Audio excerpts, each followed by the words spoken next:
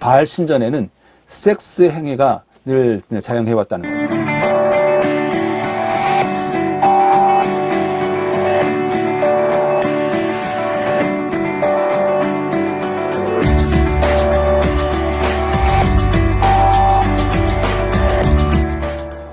자, 여러분 안녕하세요. 오늘부터 룻기서에 나타난 하나님의 사랑에 대한 부분들을 좀 살펴보려고 합니다. 룻기서는 짧은 책이지만 아주 그 짧은 책 안에서 하나님의 사랑이 얼마나 우리들에게 깊게 다가오는지 또 이렇게 체험할 수 있는 그런 책이라고 봅니다. 그래서 오늘은 첫 번째 시간이기 때문에 룻기서의 본문을 들어간다기보다는 룻기서의 배경에 나타나는 그 이야기들을 조금씩 살펴보면서 전체적으로 룻기서를 좀 이해해보는 그런 시간을 가져보려고 합니다. 혹시 여러분들은 깜깜한 밤에 어디를 찾아가야 되는데 길을 이렇게 처음 가는 길이에요. 그럴 때 여러분들은 어떤 마음을 갖고 계셨습니까? 저도 그런 경험이 있습니다만 요즘에는 이제 내비게이션이 너무나도 잘 되어 있기 때문에 깜깜한 밤에 미지 세계를 가더라도 그렇게 두렵지는 않습니다. 그런데 옛날 이제 내비게이션이 없을 때에 어디를 가야 되는데 그 초행길이란 말이에요. 그것도 더더군다나 이제 밤길입니다. 굉장히 두렵죠. 때로는 이제 비가 올 때도 있고 그럴 때는 굉장히 두려워요. 근데 다행히도 최근에 내비게이션이 차량에 설치되면서 처음 가는 길이라 할지라도 또 중간중간 비가 오든 자연적인 환경이 좀 많이 좀 어렵지만 내비게이션을 믿고 가면 결국에는 목적지까지 갈 수 있다라는 그런 마음의 좀 안도감, 그런 것들이 있죠. 아마 하나님께서 우리 인간들을 향한 그 마음이 그렇지 않을까 생각을 해봅니다. 하나님은 우리 인간들을 만들고 인간들이 가야 될 길을 다 계획해 놓으셨죠. 로마서 11장 36절에 보면 만물이 주에게서 나오고 주로 말미암고 주에게로 돌아갑니다. 우리가 출발하는 것도 하나님이고 결국 돌아가는 것도 하나님이신데 그 과정 속에 하나님과 더불어 살아가는 것, 결국에는 하나님께서 우리의 인생을 책임지고 이끌어 가신다라는 것을 이렇게 알 수가 있는데요. 어쨌거나 우리는 지금 살아가고 있으면서 미지의 세계, 또 내일이라는 그 아직 다가오지 않은 시대를 늘 두려워하고 초조하지만 하나님께서는 모든 계획 속에서 우리를 이끌어 가신다는 거죠. 그게 어찌 보면 섭리입니다. 섭리. 하나님의 계획 속에 우리를 이끌어 가심. 하나님의 계획 속에 우리 인간들의 삶을 이끌어 가심. 이런 모든 부분들의 섭리라고 할 수 있지 않을까요? 자, 그래서 이 섭리는 두 가지로 크게 이렇게 좀 나눠볼 수가 있죠. 일반 섭리와 특별 섭리. 하나님께서 우리 목적지까지 우리 인생을 이끌어 가기 위해서 우리에게 계획했던 그 방향대로 어찌 보면 계산된 방법대로 꾸준하게 비가 오든지 바람이 불든지 꾸준하게 이끌어가는 그 과정들을 우리는 섭리, 일반 섭리라고 할 수 있죠. 물론 우리가 걸어가다 보면 태풍을 만날 때는 두렵습니다. 강렬한 태양을 만났을 때는 불편하죠. 그렇지만 하나님은 계획 속에서 차분하게 이끌어가기 때문에 자연 환경에 지배당하지 않고 꾸준히 이끌어 가십니다. 우리의 인생도 역경들이 있지만 하나님의 일반 섭리 속에서는 하나님께서 계획하신 그대로 꾸준하게 이렇게 이끌어 가게 되는 거죠. 그런데 그런 일들만 있느냐? 아닙니다. 특별 섭리라는 것이 있죠. 특별하게 단회성으로 내가 그 길을 가면서 혹시 믿음이 부족해서 또는 연약해서 결길로 갈 수 있는 그런 상황 속에서 하나님은 무언가를 우리에게 보여주면서 바른 길로 다시 길 안내를 할 수 있는 그런 역할을 하는 것이 특별 섭리다. 우리는 보통 기적의 사건들을 그렇게 해석을 할 수가 있죠. 그러니까 기적이 일반 섭리가 돼서는 안 돼요. 기적은 우리를 바른 길로 안내하기 위한 이렇게 안내 지침서지 이게 기적이 일반적으로 되면 안 되거든요. 예를 들면 죽은 나사로가 살아난 거예요. 이거는 정말 특별 섭리입니다. 이런 특별한 섭리를 통해서 살아계신 하나님이 우리 인생을 어떻게 이끌어 가시는가라는 것을 보여주기 위해서 가끔은 하나님께서 그런 특별한 섭리를 우리들에게 나타내 보이기도 하죠. 일반 섭리와 특별 섭리 가운데에 우리는 어떻게 균형을 맞추고 하나님의 분명한 계획들을 우리가 알아갈 수 있는가, 이거를 좀 우리가 잘 살펴봐야 되죠. 그런데 이런 일반 섭리나 특별 섭리나 그 하나님의 그 섭리를 위협하는 그런 요소들이 있습니다. 특별히 이 사사시대, 사사들이 치리하던 그 시대에 하나님의 일반적인 섭리들을 위협하고 무시하게 하고, 또 우리 사람들, 이스라엘 백성들에게 하나님의 섭리를 인정하지 않게 하는 그런 요소들이 몇 가지가 있는데요. 그것을 보면 저는 이제 오늘 세 가지로 살펴보는데, 첫 번째는 다른 신들입니다. 우상. 하나님께서 절대적으로 우상을 섬기지 말라고 했음에도 불구하고 그 시대의 사람들은 우상에 대해서 굉장한 관심을 갖게 되죠. 두 번째는 분열된 문화. 문화라는 것이 무엇인가. 세 번째는 악의 문제이죠. 악의 문제. 이런 것들이 우리에게는 굉장히 하나님의 섭리 신앙을 위협하는 요소라고 할 수가 있습니다. 그러면 이제 하나씩 좀 살펴볼까요? 첫 번째, 이제 다른 신들을 보면 이 사사시대의 특징들을 우리가 좀 알아야 돼요. 사사시대, 그때는 사실은 이제 농경시대 아닙니까?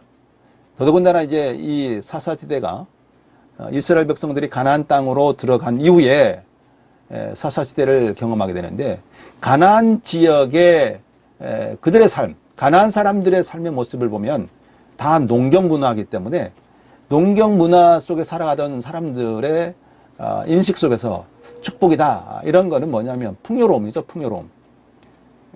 추수가 이제 풍성하게 이루어지고, 또 많은 자손들이 일어나고, 또 그때는 소떼, 양떼들을 이렇게 키우고 그랬었는데, 새끼들이 많이 나면 그때 그 시절의 사람들은 축복이다, 이렇게 생각을 했다는 거죠. 그런데 가나안 사람들이 그런 축복을, 풍요를 관장하는 신은 누구냐? 바알이죠, 바알. 그래서 이 바알은요, 천상에 있으면서 이 지상을 다스리는 신인데, 그 바알에 의해서 풍년도, 또 풍성한 어떤 추수도 이루어질 수 있고, 모든 소나 양떼들의 새끼들이 풍요롭게 이렇게 출산할 수도 있다, 이렇게 믿어왔죠. 또한 바알의 아내라고 할 수 있는 여자 신인 아스다롯, 우리는 보통 뭐 아세라 이렇게 하죠. 아스다롯. 아스다롯은 다산 신이에요. 생명을 많이 낳게 하는 그런 신이죠. 그런데 이런 풍요로움과 이렇게 다산은 어떻게 이루어지는가? 바로 이 바알과 아스다롯이 결혼 관계 속에서, 결혼 관계를 통한 성관계, 섹스를 통해서 풍요로움을 가나안 민족들에게 주어졌다라는 것이죠. 그렇기 때문에 이 가나안 사람들에게는 이 성문화가 굉장하게 지배를 하게 되죠. 그래서 가나안 사람들은 항상 이 바알과 아스타롯을 이렇게 제사를 드릴 때에 가장 하늘에서 가깝다고 하는 산 꼭대기에 올라가서 제단을 만들고, 그 바알과 아스타롯을 제사를 드리는 그때 이제 제사를 드리는 사람들, 소녀와 또 제사를 집행하는 사람들은 계속해서 이 바알과 아스타롯이 이 섹스에 관한 것을 늘 연상하게끔 해주는 거예요. 그러니까 뭐 제물을 드리는 걸로 끝나는 것이 아니라, 제물을 드리면서도 지상에서도 여전히 바알과 아세라의 관계가 섹스를 통해서 즐거움을 유지하는 것을 재현하는 거죠. 그러다 보니까 그 제사에 참여했던 모든 사람들은 정말 섹스를 통해서 바알을 기쁘게 하는, 즐겁게 하는 그런 일들을 자행해 왔다는 거죠.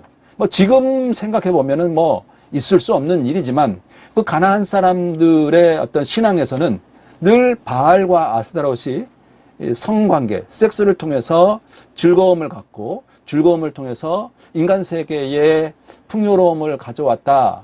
이런 생각을 갖고 있기 때문에 그들은 목숨 걸고 제사를 집행하는 그곳에서는 섹스를 늘 자행해 왔죠. 이것은 그들의 어떤 삶의 모습도 있지만 그 풍요를 기원하는 그들의 어떤 신앙적인 사상이라고 할 수가 있죠.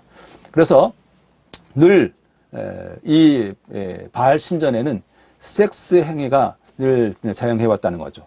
자, 보면 이 남자와 여자는 늘 섹스를 통해서 풍요로움을 갖다 주고 자손들을 이렇게 약속하는, 보장하는 그런 일들을 해왔다는 거죠. 그래서 남자는 여자를 지배하게 되고 남자는 여자를 성적인 어떤 관계 대상으로 이렇게 삼아온 것들을 우리는 보면서 가나안 사람들의 그 행위는 물론 이제 하나님을 믿는 그 백성이 아니기 때문에 이 이스라엘 백성들이 그 가나안 땅으로 들어갔을 때는 사실은 이 가나안 민족들이 드려지는 어떤 신앙의 매료가 됩니다. 이 이스라엘 사람들에게는 절대적인 하나님의 그 신앙, 하나님으로 인해서 우리를 이끌어왔고 우리를 지켜주시고 우리를 보호해주시는 그런 신앙에서 이 가나안 사람들이 바알과 아스타로스를 섬기기 위한 그런 어떤 신앙적인 어떤 요소들에 대해서 굉장히 매료가 됩니다. 그래서 조금씩 그들의 신앙이 좀 물들게 되는 거죠.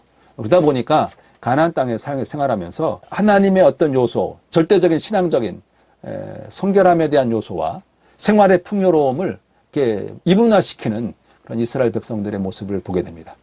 자, 두 번째는 이제 분열의 문화죠. 과학 만능주의. 과학 만능주의, 실용적인 어떤 실용적 실증주의. 사실 이제 신들의 존재 목적이 뭘까? 질서를 유지하고 보존하는 그런 역할을 하게 되는 거죠. 그런데 이 과학을 통해서 많은 사람들이 이분화를 시킵니다. 하나님은 그냥 우리들에게 거룩함으로만 다가오시는 분. 그래서 이제 하나님의 절대 신앙이 조금씩 무너지게 되는 거죠. 그런 일들이 이 사사시대 때부터 우리에게 다가왔던 그런 부분들이라고 볼 수가 있습니다. 자, 세 번째는 악의 문제입니다. 죄악의 문제. 바로 이제 하나님을 배반하고 우상을 섬기는 모습들.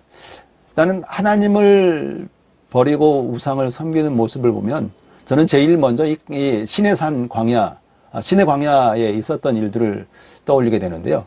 하나님은 이스라엘 백성들을 애굽에서 인도해 냈을 때에 계속해서 하나님이 이끄심, 하나님이 함께 하심에 대한 부분들을 계속 보여주십니다. 일단 애굽에서 나왔을 때 제일 먼저 이스라엘 백성들 앞에 가로막았던 것이 무엇입니까? 홍해.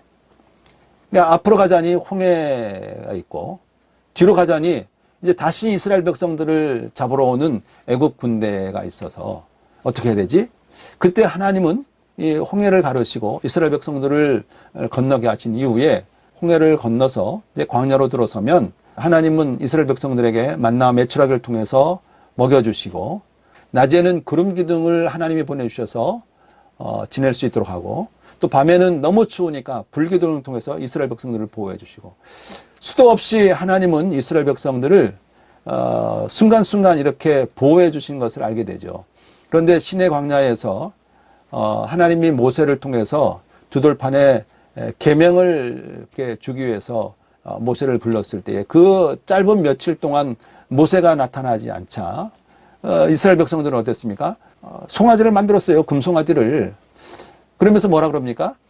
지금부터 이제 이 금송아지가 우리를 이끌어 가실 신이다.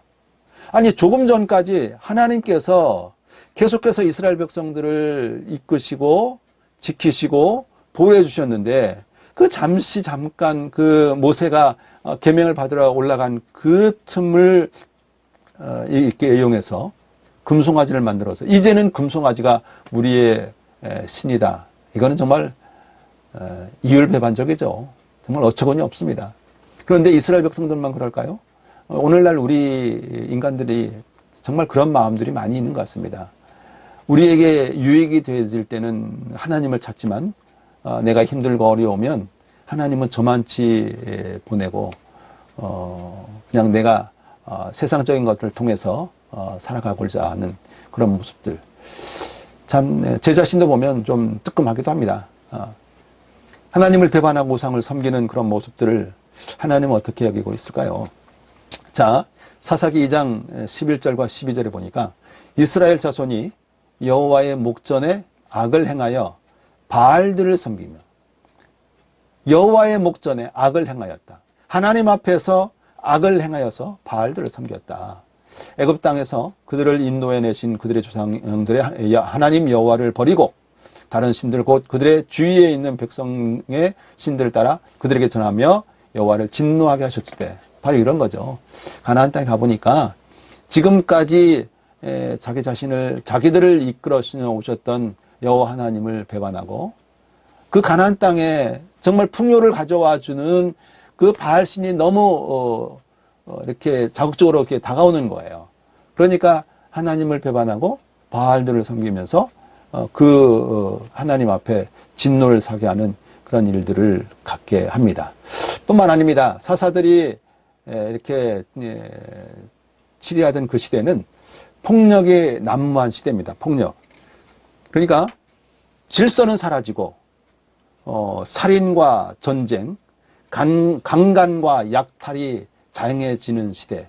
왜 그런가 하면 그때는 이 성경에 있는 것처럼 이스라엘의 왕이 없으므로 사람마다 자기 소견에 옳은 대로 행하였더라. 왕이 없어요. 그러니까 그 나라를 통치하거나 지배하거나 이끌어갈 왕이 없으니까 사람마다 자기 소견에, 자기 생각에 옳은 대로 판단하는 거죠. 기준이 없어요.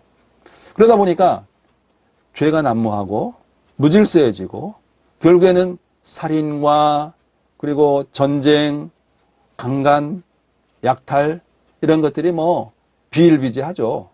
자, 사사기 18장에 보니까 단 자손이 미가가 만든 것과 그 제사장을 취하여 라이스에 이르러 한가하고 걱정 없이 사는 백성을 만나 칼날로 그들을 치며 그 성읍을 불사르되.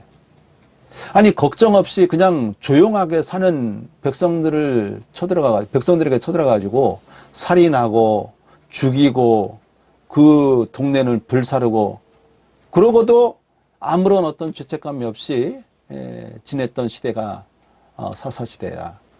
물론 사사시대가 무조건 다 그런 거는 아니에요. 그 시대의 사사들을 통하여서 하나님의 말씀을 이렇게 선포하지만 그거는 일시적인 부분이죠. 처음에 이제 사사들을 통해서 치리함게 되면 어느 정도 이제 신앙적으로 믿음으로 바로 서는가 싶지만 금세 또 하나님을 배반하는, 또 이렇게 자기들의 소견에 옳은 대로 행하는 그런 일들을 자행하지 않습니까? 그래서 이 살인하는 거라든가 이 불지르고 약탈하고 이런 것들을 아주 그냥 어떤 죄책감 없이 그냥 자행해 왔던 그런 시대였던 것 같습니다. 사사기 19장에는요 이스라엘에 왕이 없을 그때에 에브라임 산지 구석에 거류하는 어떤 레위 사람이 유다 베들레헴에서 첩을 맞이하였더니 그 첩이 행음하고 그 남편을 떠나 유다 베들레헴 그의 아버지 집에 돌아가서 거기서 넉 달 동안을 지내매. 그러니까 이 사사기 19장에는 이 성의 문제, 살인의 문제가 아주 심각합니다. 그러니까 왕이 없으니까 어떤 재판관, 통치자가 없으니까 그게 난무한 거죠. 기준이 없으니까 살인하는 것도 또 행음하는 것도 기준이 없어요. 마치 소돔과 고모라 성을 보는 것처럼 그들의 어떤 쾌락을 위해서 이렇게 살아가는 그 모습을 보게 됩니다. 결국 이제 이 가나안 땅에, 가나안 지역의 삶의 모습이 이제 그런 것인데, 이스라엘 백성들이 계속해서 하나님께서 율법을 주셨고 하나님께서 이렇게 하나님의 말씀을 따르라고 강조를 하지만 가나안 땅의 이 자극적인 이 맛을 보게 된 이스라엘 백성들은 점차 가나안 족속들의 삶의 형태에 관심을 갖게 되죠. 그리고 그들이 섬겨왔던 바알과 아스타롯, 아세라 신들에 대한 어떤 관심, 점점 그쪽으로 흘러가는 것을 보게 됩니다.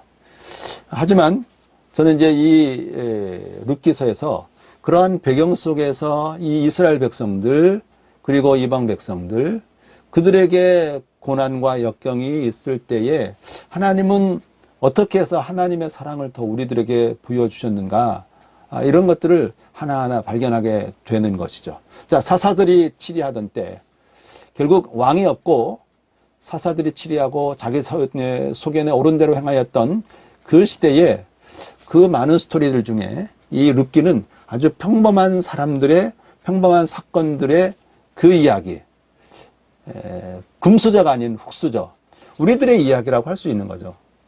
마치 내가 그 사사시대 또 룻기 시대에 갔을 때 나의 이야기라고 할 수 있는 거죠. 나의 이야기. 내가 어려운 그런 시간 속에서 하나님은 나를 어떻게 이끌어 가시는가, 오늘날 나의 모습들을 접목해 보면 더 좋을 것 같습니다. 결국에는 룻기서의 큰 틀은 나오미와 그리고 룻 그리고 보아스, 이 세 사람의 스토리다 이렇게 해도 과언이 아니죠. 우리는 그냥 룻기서 하게 되면 룻이 전부 이야기를 이끌어가는 것 같은데, 사실은 이 룻기서는 핵심 인물이 나오미예요. 나오미가 어떤 역경을 겪게 되고 어떻게 해서 하나님께 이렇게 큰 사랑을 받게 되고 회복자가 되는지, 또 이 회복하는 것은 누구를 통해서 이루어지는가, 이런 것들을 우리가 보게 되죠. 결국 룻기서는 아주 평범했던 사람 나오미와 룻과 보아스를 통해서 오늘날 우리들의 이야기를 좀 이렇게 접목해서 해석을 해보면 굉장히 큰 도움이 되고 은혜가 되지 않을까 이렇게 생각해 봅니다. 오늘은 여기서 마치도록 하겠습니다. 고맙습니다.